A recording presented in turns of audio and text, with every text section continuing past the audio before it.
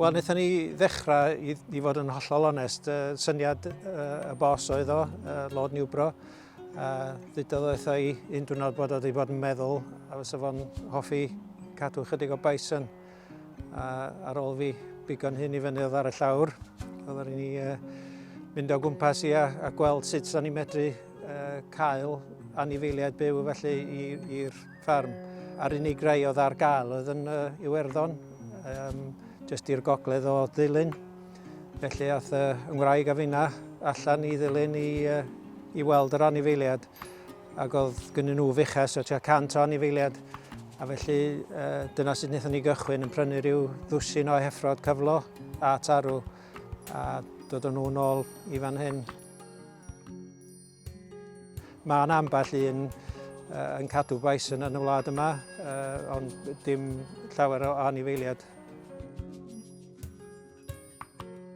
Maen nhw'n anifeiliad eitha anodd i edrych ar eu hola nhw.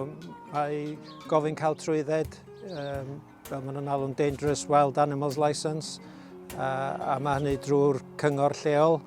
A mae milfeddyg oedden nhw'n dod bob blwyddyn, ond mae wedi mynd yn 2 flynedd erbyn hyn i wneud siŵr bod ni'n edrych ar eu holan yn iawn, ar iechyd, diogelwch wrth gwrs, a'r ffensys eitha uchel. Ond da ni wedi arfer erbyn hyn wrth gwrs, a wedyn mae gofyn cael trwydded wedyn i fynd â nhw i'r lladd-dy. Mae milfeddyg yn dod yma i wneud siŵr bod yr anifel yn iach cyn i ni i'w roi o lawr. 2 reswm drwy gadw'r bison, dweud y gwir. Oedd un fel atyniad, arall gyfeirio os liciwch chi. Pobl yn gweld yr anifeiliad a'r lleoliad nhw bod ni wedi rhoi nhw, mi oedden nhw mewn cae ar gyfer yr A5. A felly oedd llawer o bobl yn gweld nhw wrth fynd heibio. A'r ail reswm oedd wrth gwrs bod yr cig yn cig gwahanol a bod o'n cig coch blasus a bod o'n isel mewn braster a cholesterol. Felly mae o i gyd yna, os fydd angen cig coch iachus, mae hwn yn rhywbeth gwahanol i bobl fedru brynu yn y siop y fferm gyda ni yma. Mae'r marchnata'r cig wrth reswm yn holl bwysig. Mae'r fantais gyda ni wrth gwrs bod y brand Rhug gyda ni a bod ni'n gwerthu cigoedd i'r archfarchnadoedd ac i'r tai bwyta'r gwestai moethus os liciwch chi. A da ni'n gwerthu cig o'r safon ucha a'r premium a da ni'n gyflawni'r 5% ucha o'r tai bwyta ac yn y blaen, rhai Michelin star a mwy nag 1 Michelin star hefyd. A felly mae'r fantais yno gyda ni o'r cychwyn mewn ffordd. A wedyn mae rhywbeth gwahanol. Da ni hefyd yn gwneud cywion ieir bob wythnos a mae gen i geirw yma hefyd rwan. Felly bethau gwahanol sydd yn a ddiddordeb i'r cogyddion yma. Dros y blynyddoedd o edrych ar ôl y bison, oeddwn ni'n dod i arfer delio efo nhw a rhoi nhw fewn. Mae angen i ni wneud prawf TB a felly yn nhw, rhyw fath ar gwartheg. Ond oeddwn ni'n gweld dros y blynyddoedd, oeddwn ni'n colli ambell un.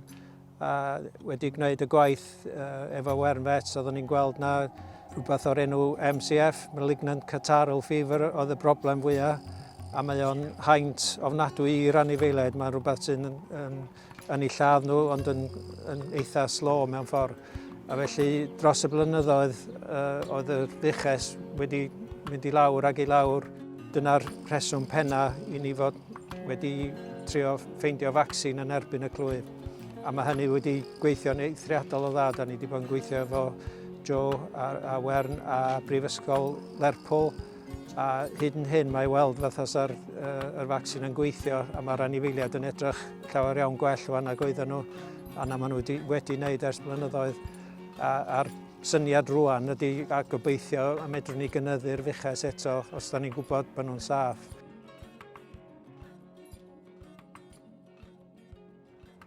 So MCF stands for malignant catarrhal fever.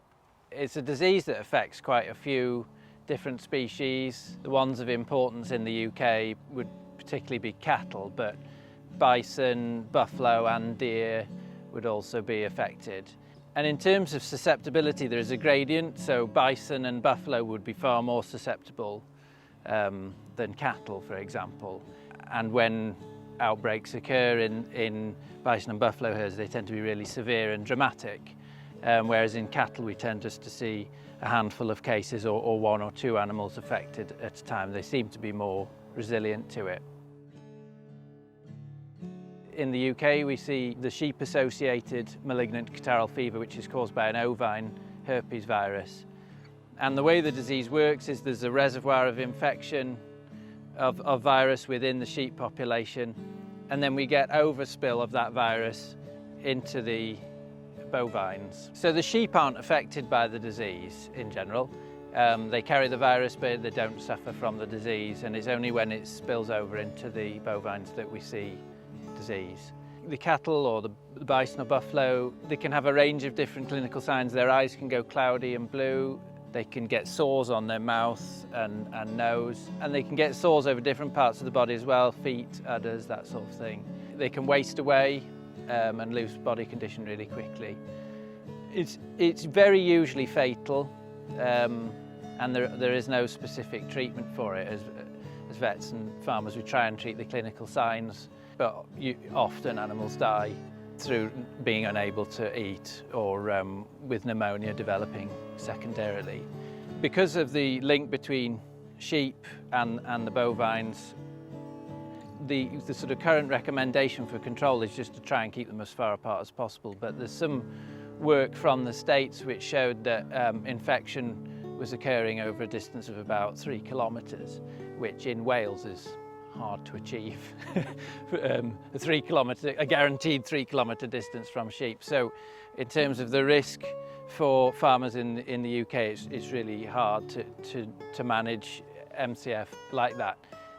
So we came at this problem by talking to various scientists, but we got in discussion with a molecular virologist, Professor James Stewart at the University of Liverpool, and he's worked on malignant catarrhal fever over the years for quite a while, and he agreed to try and work with us to see if we could come up with other solutions to controlling the disease. At the same time, we were fortunate to be able to look at bison and buffalo farms in the UK as a whole, in Wales as a whole, and we were able to be awarded some money from the European Innovation Partnership to try and manage malignant catarrhal fever as a whole on bison and buffalo farms. Herds which are healthier are likely to be more resistant to all disease, but including malignant catarrhal fever. So we looked at parasite control of other infectious diseases, for example BVD or IBR. And then specifically with regard to malignant catarrhal fever, using some of the tools provided by James Stewart, we looked at where the virus would be on the farm, within which species. And then James also has specifically developed a vaccine for us to use at the bison here in Rhug. So we've vaccinated the herd twice now. We're not 100% sure whether the vaccine is working because we're using it. This isn't a trial or experimental situation. We're using it in the belief that it will help. We know the bison make antibodies to the vaccine, and since its use we've had no further cases. So that's encouraging in that the herd has stabilised now rather than being in decline, and we've been able to purchase new animals here at Rhug, and that's been, we've been able to expand the herd in that way. As vets, we see malignant catarrhal fever in cattle more often than we see it in bison, just because there are more cattle.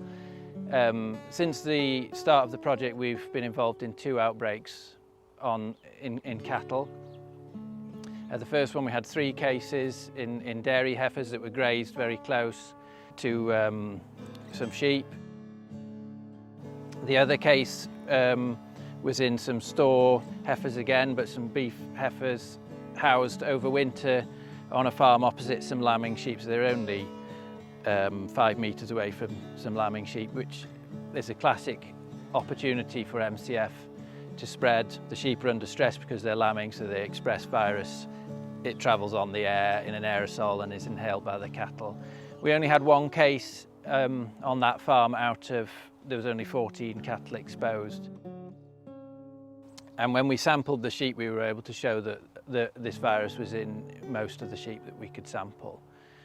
The animal that got disease on that farm did die. She had classic clinical signs. She developed a cloudy blue eyes, and she had a runny nose, a high temperature, and she developed brain damage and fitted and died, so unpleasant.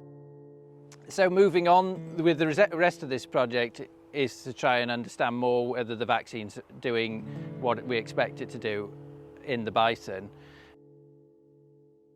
The next sort of thing we're looking at from the technical side is how to be able to scale that up and produce it reliably, along with the testing of it in order to be able to understand its efficacy.